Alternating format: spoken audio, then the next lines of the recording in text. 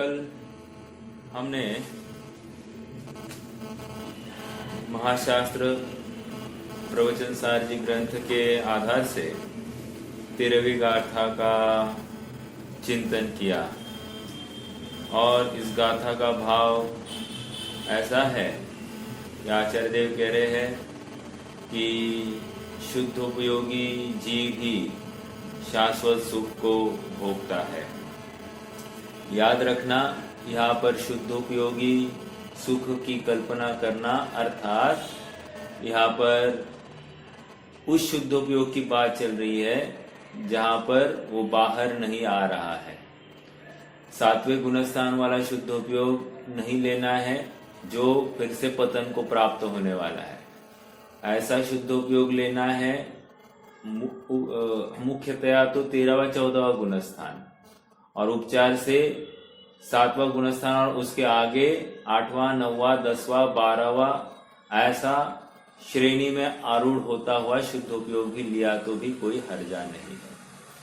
तो ये शुद्धोपयोगी जीव ही सुख को प्राप्त हो रहा है। देखिए, इतनी सी बात हमने सुनी, हम में से कितने जनों को ऐसी एक तीव्र उमंग हो गई कि हाँ, शुद्धोपयोग प्राप्त करने जैसा है। अभी थोड़ा सा माहौल चल रहा है ना दांडिया का, थोड़ा सा कोई सज के धज के जा रहा है तो कहाँ जा रहा है, क्या कर रहा है, कैसे क्या क्या पहना है, होता है कि नहीं ऐसा। ये इतना ही रुचि वो क्या कर रहा है ये जानने के लिए हो गई। अर्थात क्या समझना, हमारी रुचि अभी भी विषयों में है। कोई कहे इतने से जानने से क्या होता है, अरे जानना नहीं तुम्हें, वो तुम्हारा उपयोग जाकर ये कहा जा रहा होगा, ये क्या चल रहा होगा, इतना तक गया ना। जानने में विरोध नहीं था, जानने के बाद में उसके आगे की एनालिसिस चालू हो गई, ये अपराध है। समझ में आ रहा है क्या? अभी भी कौन जा रहा है, कौन सच के जा रहा है, कौन ऐसा है वैसा, ये जितने भी विकल्प होते हैं, कह रहे रुचिवंत नहीं है तू, तेरी पात्रता अभी तक जागृत हुई नहीं है।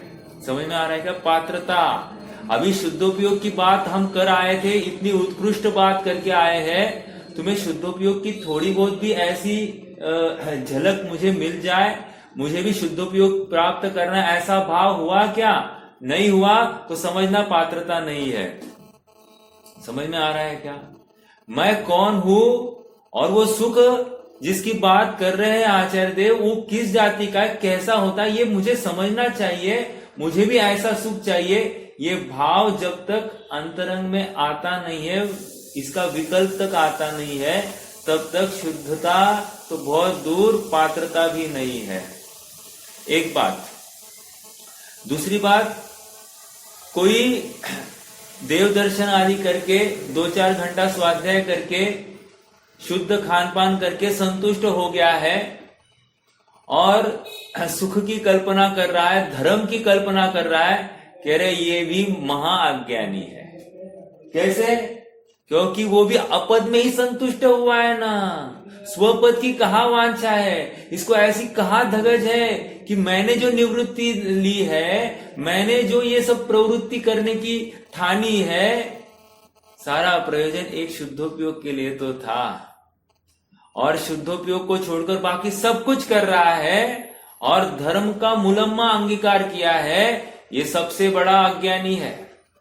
समझ में आ रहा है क्या? बहुत विचारणीय बिंदु है। देखो, मैं कौन हूं ऐसी धगज जिसे प्रकट हो गई है ना, अंतरंग में मिथ्यात्व कांपने लगता है, कांपता है मिथ्यात्व।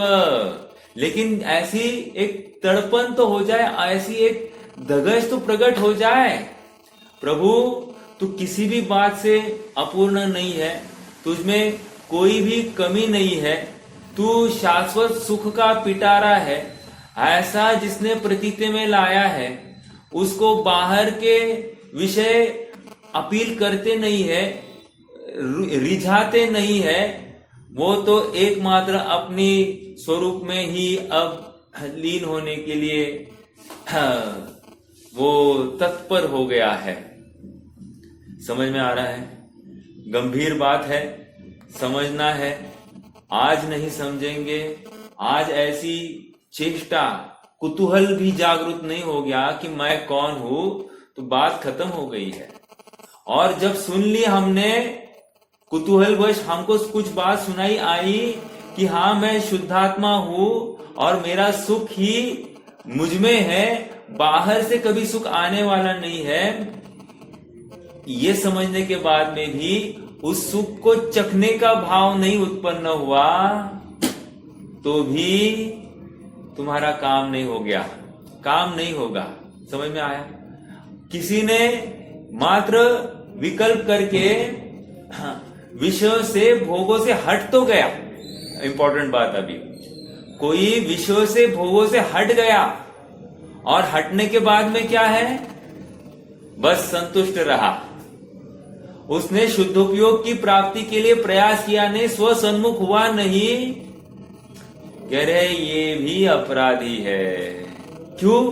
ये धर्म नहीं कर रहा है, इसको धर्म संज्ञा नहीं। शास्त्रों में आई है बात कि विषयों से, भोगों से हटना है, तो हट गया है। पानी छान कर पीता है, 8 मूल गुण का पालन कर रहा है, सप्त व्यसन का त्यागी है, देव दर्शन आदि करता है, इसमें क्या प्रॉब्लम है? कह रहे प्रॉब्लम ये है कि इसको आज भले ये विषय छोड़े हुए दिखाई दे रहे, दुकान छोड़ा हुआ दिखाई दे रहा है, लेकिन अभिप्राय में अभिलाषा पड़ी है कि आज छोड़ूंगा तो कल मिलेगा दुगना, अगले भाव में बहुत धन विभूतियां मिल जाएगी, ये अभिप्राय में छिपा हुआ चोर है। जब तक ये अभिप्राय में छिपा हुआ चोर समझ में नहीं आता है, पकड़ में नहीं आता है, तब तक यथार्थ प्रवृत्ति संभव नहीं है। अर्थात अभी जो कोई विषय भोग छोड़े हैं, ये सचमुच भविष्य में कुछ प्राप्ति के हेतु छोड़े हैं, इसको सच्ची वितरागता, सच्ची उदासीनता हुई नहीं है।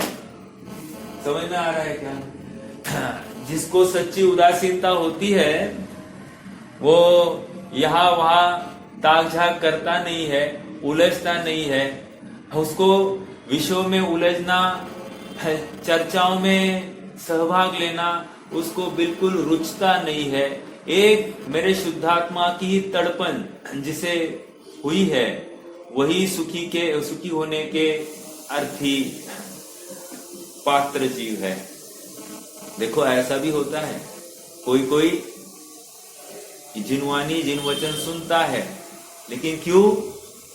दूसरों को सुनाने के लिए। याद रखना फिर से, जिन वचन सुनता तो है, वस्तु स्वरूप को समझता भी है, अच्छे से समझता है, लेकिन क्यों? दूसरों को समझाने के लिए गया, ये भी पात्र नहीं है, शुद्ध उपयोग होने का पात्र ही नहीं है। इतनी चर्चा मैं इसलिए कर रहा हूं क्योंकि कल हमने शुद्ध उपयोग का फल, वो अनुपम, अनंत काल के लिए भोगा जा सके, अविच्छिन्न, उसमें बाधा नहीं है, ऐसा वो शुद्ध उपयोग का सुख है, ऐसा अतिशयवान, ऐसा अनुपम वो जो शुद्धोपयोग का प्रसूत जो सुख है। क्या हमको ऐसा भाव एक समय के लिए हुआ कि मुझे भी शुद्धोपयोग करना है? तो शाबाश, हमने जो हमारा समय इस तत्व चर्चा में, इस स्वाध्याय सुनने में लगाया है, वो सार्थक हुआ। यदि ऐसा भाव नहीं आया तो समझ लेना मेरा आज का लगाया हुआ समय वेस्ट चला गया। थोड़ा सा उदाहरण देता हूँ भाव भासना के लिए। मान लो हमने किसी जगह पर निवेश किया है, जगह खरीद ली है, और जगह खरीद ली, अब ऐसा हुआ है कि 10 साल बाद भी उस जगह का भाव जिस भाव में खरीदा था उतना भी नहीं आ रहा, आधा आ रहा है।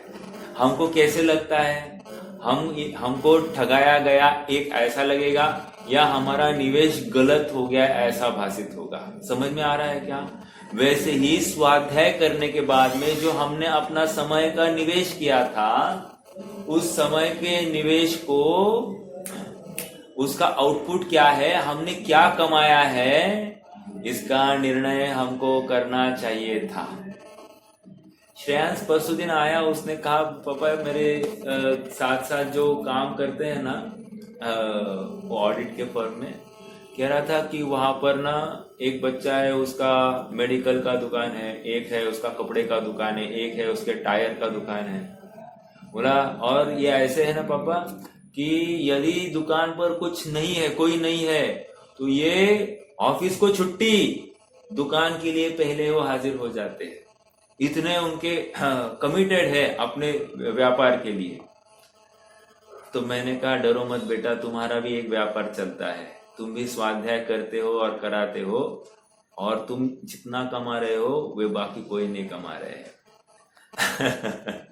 हमको अपनी वस्तु की महिमा नहीं आती है, ये बहुत बड़ी हमारी कमी है, ऐसा समझना।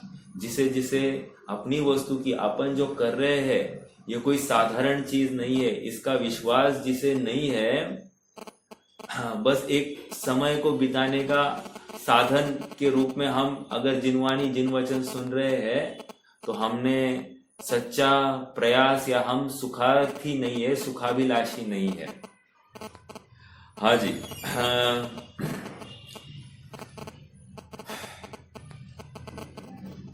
अगली गाथा की चर्चा प्रारंभ करनी है। शुद्धोपयोग की प्राप्ति होने पर इस जीव को पर पदार्थ में कर्तृत्व का भाव, भोक्तृत्व का भाव, एकत्व ममत्व का अहंकार टूट जाता है, वो एकदम सहज हो जाता है। उसको पर पदार्थ इष्ट भी भाषित नहीं होता है, अनिष्ट भी भाषित नहीं होता है, ऐसा भाव कहता हुआ ये अगली गाथा है। शिष्य पूछ बैठा है कि उसके लक्षण क्या है, शुद्धोपयोग के लक्षण हमको बाहर से कैसे दिखाई देंगे तो हमको समझ में आएगा, और इसके फलस्वरूप ये 14वीं गाथा यहाँ पर बताई जा रही है। एक बार उस गाथा का पाठ करेंगे। वैसे आगे बढ़ने से पहले एक बात कह दूं, वृंदावन दास जी ने कुछ छंद लिखा है, लगभग वे जितने विशेषण दिए थे उस सुख के, उन सब विशेषणों को वहां पर उस छंद में गुम्फा है, तो वो आप स्वयं पढ़ लेंगे तो आपके समझ में आ जाएगी। सरल है, तो मैं तो उसके ऊपर चर्चा नहीं करूंगा, बस आपकी एक ध्यान आकर्षित करता हूं। चलो 14वीं गाथा में आ जाइए। 14वीं गाथा है पेज नंबर 79। हाँ देखो, उत्थानिका पढ़ रहे हैं अपन। शुद्धोपयोग अधिकार आरंभ करते हुए विगत गाथा में कहा गया था कि शुद्धोपयोगियों को प्राप्त सुख ही सच्चा सुख है, और अब इस आगामी गाथा में यह बताया है कि जिनके ऐसे परमानंद है, अनंत आनंद है, वे शुद्धोपयोगी कौन है और वे होते कैसे हैं, अर्थात शुद्धोपयोगी के लक्षण कैसे, उनके भाव किस जाति के पाए जाते हैं, यहाँ पर ये पूछा जा रहा है, तो उसका अभी समाधान। गाथा पढ़ते हैं। सुविदद पयथ सुत्तो, फिर से सुविदिद पयथ सुत्तो, संजम तव संजुदो विगद रागो, समणो समसुह दुखो, भणिदो शुद्धो व ओगोत्ति। फिर से सुविदिद पयथ सुत्तो, संजम तव संजुदो विगद रागो। समझ में आ रहे, शब्द पकड़ में आ रहे हैं ना। समणो समसुह दुखो, भणिदो शुद्ध व ओगोति। भणिदो शुद्ध ओगोति मतलब भणिदो मतलब कहा है, क्या कहा है, इसको शुद्धोपयोग कहा है। ठीक है, किसको शुद्धोपयोग कहा है, तो अभी ऊपर देखिए। सुविदित पयथ सुत्तो, जो सूत्रार्थ में सुत्तो सूत्र, ठीक है, जिसको सूत्र का सार सुविदित है, अच्छे से समझ लिया है, सुविदित, एक इतना ही शुद्धोपयोग है? नहीं नहीं। आगे देखो, ये तो खाली शास्त्रों से समझ लिया। दूसरा देखो, संजम तव संजुदो, संजम तव संजुदो, अर्थात संयम और तप से युक्त है। और क्या है? ये अस्थिपरक कथन। नास्तिपरक विगद रागो, वीत राग कहो या राग से रहित जो है वह शुद्धोपयोग है। और ऐसे वितरागी और संयम तप से युक्त कौन होता है? समणो सम सुह दुखो, समणो ही वितरागी होते हैं, संयम और तप से युक्त होते हैं। और क्या है इनका विशेषण? कह रहे सम सुह दुखो, सुख और दुख में साम्य भाव है, ऐसा यहां पर बताया जा रहा है।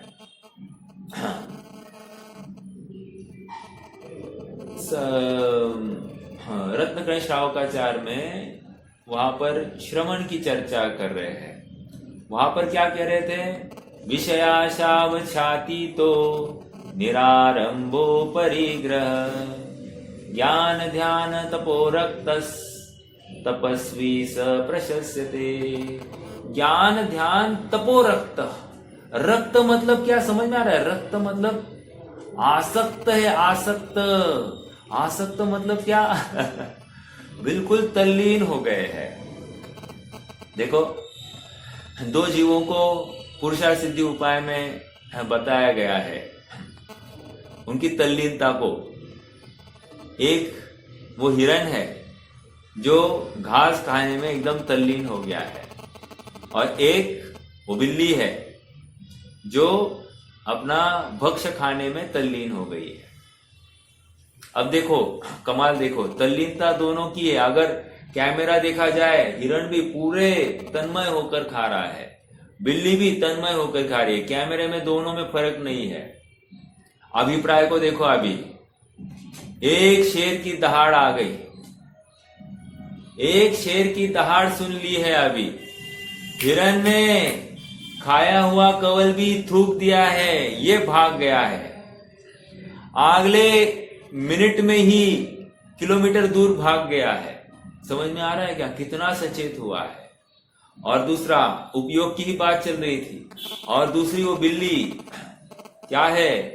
एकदम वो इतनी तन्मय है, अब उसके सिर पर भी मार दिया जाए तो भी वो उसके भक्ष्य को छोड़ने वाली नहीं है। समझ में आ रहा है क्या? ऐसी आसक्त है वो उस पर पदार्थ में। राम और लक्ष्मण का एक वार्तालाप बताया गया है। वहां पर बताया गया है कि मैं अभी वो छंद नहीं कहूंगा, भाव बताऊंगा। दंडकारण्य में नदी के किनारे पे वे दोनों खड़े हैं और उतने में राम को एक बगुला दिखता है। राम लक्ष्मण को कहते, देखो वो बगुला कितना धार्मिक है। उसने मछलियों को देखो, जिसका परिणाम जैसे होते हैं उसको सामने वाली वस्तु भी वैसी ही दिखाई देती है। उसने कहा, देखो लक्ष्मण, वो बगुला कितना धार्मिक है, वो एक पैर पर खड़ा है। क्यों? दूसरा पैर रखूंगा तो मछलियों को तकलीफ हो जाए। उतने में मछलियां ने ये बात सुन ली। मछलियां ने कहा, ऐसा नहीं है, इसने हमारे कुल के कुल साफ किए हैं। ये एक मायाचारी वश ऐसा खड़ा है, ये इसने हमारे कुल के कुल साफ किए हैं। ऐसा ये है, इसने ध्यान भक्ष्य खाने की लिए लगाया है। सुखी हो, दूसरों को दुख नहीं हो, इसके लिए नहीं लगाया है। फिर से मुझे क्या कहना है? उपयोग का भोग होता है। और वहां पर यह बताया जा रहा है कि आसक्ति का परिचायक है। भले ही छल करता हुआ दिखाई दे रहा है, लेकिन उससे अगर कुछ फल की प्राप्ति की भावना है तो वो सच्ची भावना नहीं है। यथार्थ भावना नहीं है।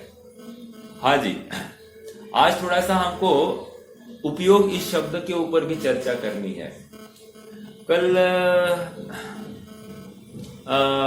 विशाल भैया का भी एक प्रश्न था कि शुभ भाव और शुद्धोपयोग क्या क्या फर्क पड़ता है, शुद्ध भाव और शुद्धोपयोग में क्या विषय है, तो ये भी इसकी भी चर्चा करेंगे।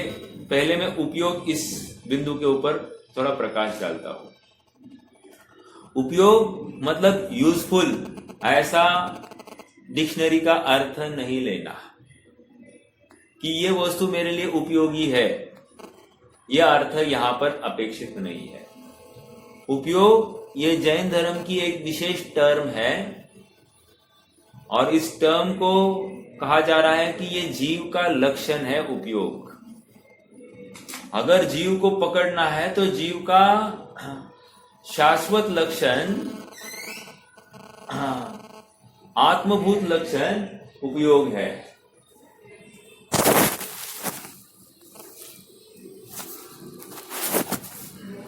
जीव का आत्मभूत लक्षण उपयोग है। हाँ, और उपयोग के दो प्रकार का, दर्शन उपयोग और ज्ञान उपयोग। दर्शन का अर्थ यहां पर देखना नहीं है। दर्शन अर्थात सामान्य प्रतिभास, ये भी अर्थ जिनागम का अपना विशिष्ट अर्थ है। जो लोक में प्रचलित अर्थ है उस अर्थ में दर्शन का अर्थ नहीं किया जाएगा। सामान्य प्रतिभास को दर्शन उपयोग कहते हैं और विशेष प्रतिभास को ज्ञान उपयोग कहते हैं।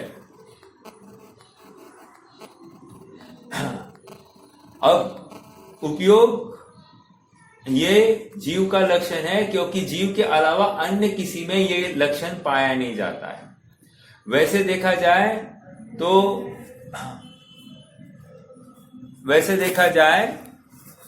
एक मिनट,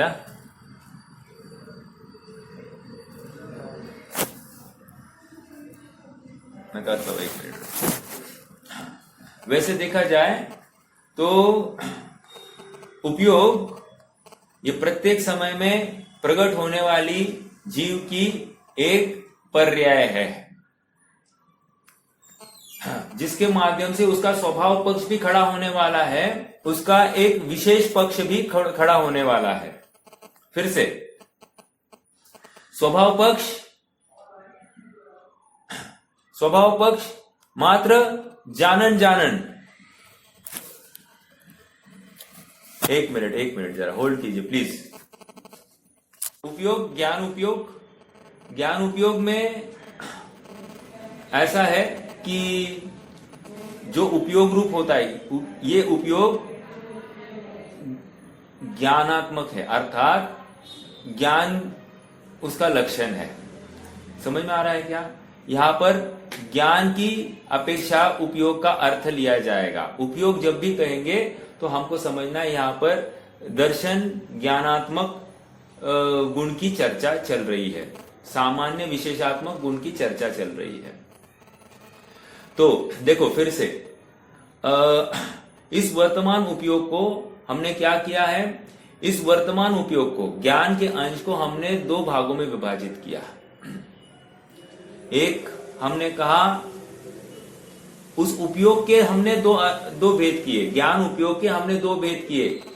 एक का नाम है उपयोग और दूसरे का नाम है लब्धि। फिर से उपयोग लिखा ऊपर, उस उपयोग के फिर से दो भेद किए, लब्धि और उपयोग। मतलब एक ऊपर का उपयोग और एक उस उपयोग में एक अंश, ऐसा उपयोग। अब देखिए वर्तमान ज्ञान की जो व्यक्ति है, सामर्थ्य है,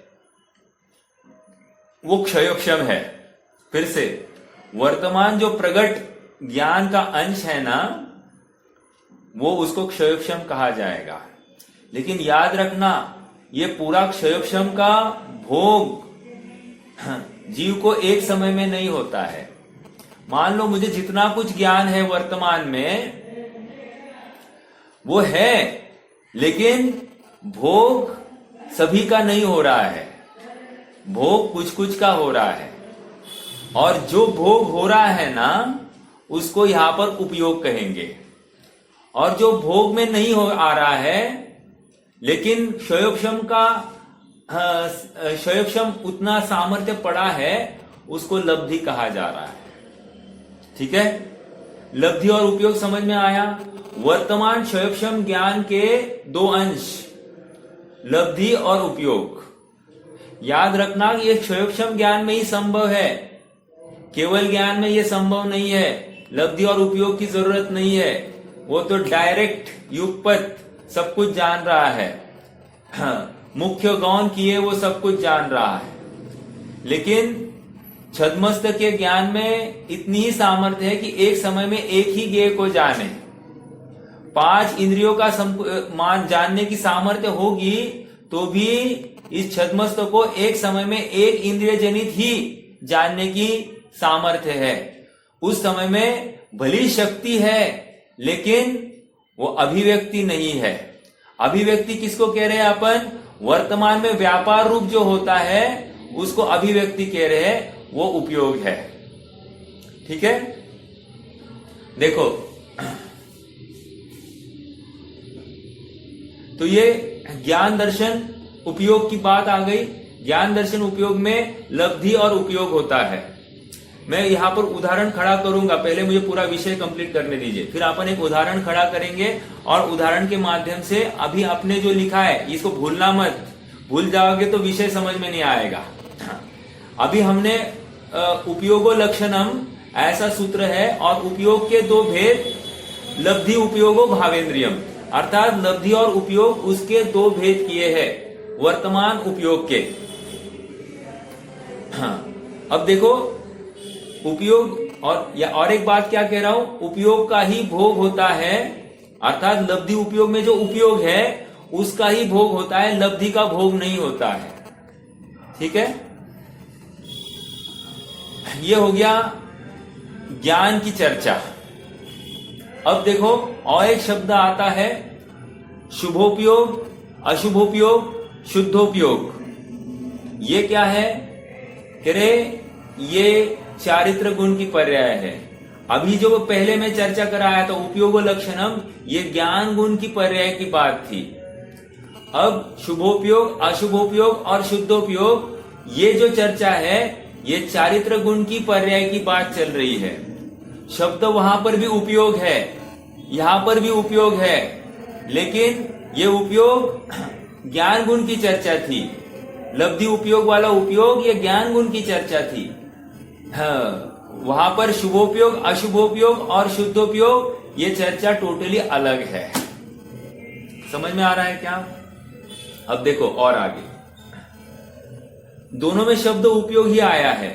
इसका मतलब एक बात ऐसी कर सकते हैं अपन कि चारित्र गुण की चर्चा चल रही है ज्ञान गुण की तरफ से, अर्थात चारित्र गुण का परिचय दिया जा रहा है लेकिन ज्ञान गुण की तरफ से किया जा रहा है। समझ में आ रहा है क्या? नहीं समझ में आ रहा है? एक उदाहरण, मेरा परिचय श्रेयांश की तरफ से श्रेयांश के पापा ऐसा जब दिया जा रहा है तो श्रेयांश की तरफ से दिया गया, इसलिए श्रेयांश मुखे न मेरा परिचय है। समझ में आया क्या? उसी प्रकार यहां पर ज्ञान मुखे न, ज्ञान को देखकर हम चारित्र का परिचय दे रहे हैं, इसलिए ये चारित्र मुखे न किया गया, ज्ञान मुखे न किया गया परिचय है चारित्र गुण का, इसलिए यहां पर वो उपयोग शब्द वहां पर आया है। समझ में आया? इससे हम और एक बात डिराइव कर पाएंगे कि जिस समय में ज्ञान कुछ कर रहा है उस समय में चारित्र भी साइमल्टेनियसली कुछ कर रहा है, और दोनों में सिंक्रोनाइजेशन है। सिंक्रोनाइजेशन है अर्थात साथ साथ दोनों कुछ न कुछ एक ही समान कार्य कर सकते हैं, कर रहे होंगे, लेकिन चारित्र स्वतंत्रता से अपना काम कर रहा है, ज्ञान स्वतंत्रता से अपना काम कर रहा है। ज्ञान चारित्र को प्रभावित नहीं कर रहा और चारित्र ज्ञान को प्रभावित नहीं कर रहा है। समझ में आ रहा है क्या? हाँ, आइए, शुभोपयोग, अशुभोपयोग और शुद्धोपयोग। एक बात याद रखना, शुभ भाव अंतर्मुहूर्त के लिए चले तब वो शुभोपयोग नाम पाता है, अशुभ भाव अंतर्मुहूर्त के लिए चले तब वो अशुभोपयोग नाम पाता है, और शुद्ध भाव अंतर्मुहूर्त के लिए चले तो वो शुद्धोपयोग नाम पाता है। समझ में आ रहा है क्या? 3 बातें हो गई। उपयोग और भाव में अपन ने अंतर करके देखा है। फिर भाव क्या है? भाव भी चारित्र गुण का ही परिणाम है, और उपयोग भी चारित्र गुण का, शुद्धोपयोग, शुभोपयोग, अशुभोपयोग, ये तीनों चारित्र गुण का ही परिणाम है। समझ में आ रहा है क्या? हाँ, कोई प्रश्न है विशाल भैया?